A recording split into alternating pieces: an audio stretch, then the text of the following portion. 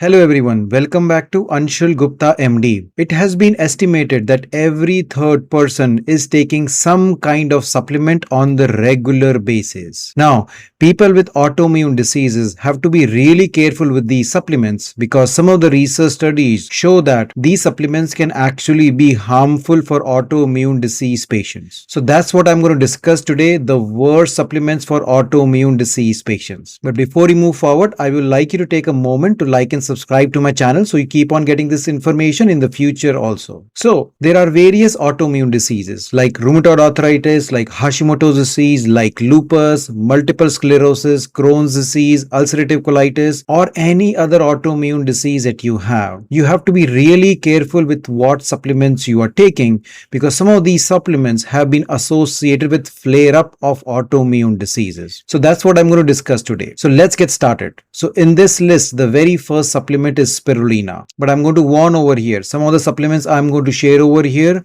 have been told that they're really helpful or healthy. So please listen to the complete information I'm providing, as well as I'm going to share research studies links in the description so you can look this information up on your own also. Alright, so let's get started. So very first supplement on this list is spirulina. Yes, spirulina has been told as superfood because it helps with your immune system. It has very high protein content as well as high antioxidant content. But because of these same reasons, it can actually overstimulate the immune system in autoimmune disease patients and can lead to flare up of autoimmune diseases. The way spirulina does is that it actually activates something called NF-kappa B in your system as well as natural killer cells. These are both part of your immune system, and by activating these immune cells, it actually causes overstimulation of the immune cells, and that can actually lead to the flare up of various autoimmune diseases. There are some research studies which do show that spirulina has been associated with flare up of some autoimmune diseases like pemphigus,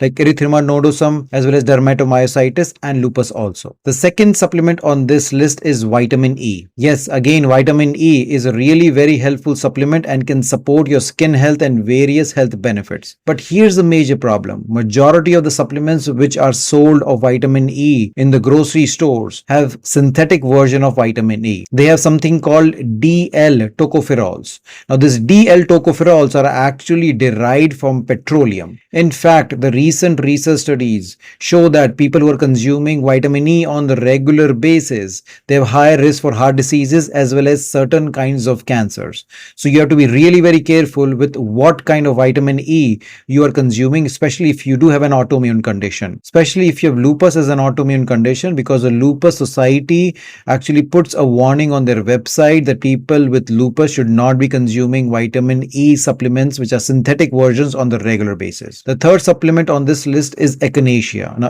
echinacea is a very common ingredient in the cold and flu supplements because echinacea can boost your immune system and can be helpful for fighting various kind of viruses, especially cold and flu. But again, there are research studies which show that echinacea causes hyperstimulation of immune system in people who have autoimmune diseases. In fact, supplements which are sold in Europe which do have echinacea have a warning printed on them that people with autoimmune diseases should not be consuming this supplement. The next supplements on this list are over-the-counter unregulated Ayurvedic supplements. What that means is that the reason you need to avoid these unregulated Ayurvedic supplements is that they can be high in lead and arsenic. We have several case report studies where people have been admitted to the hospital because of liver failure, because of being toxic into lead and arsenic, because they were consuming these Ayurvedic supplements which have not been tested for lead and arsenic, and their levels of lead and arsenic in the blood were really very high. Again, I am not saying that Ayurveda is really bad, but there are several different kinds of Ayurvedic supplements in the market. A lot of these Ayurvedic supplements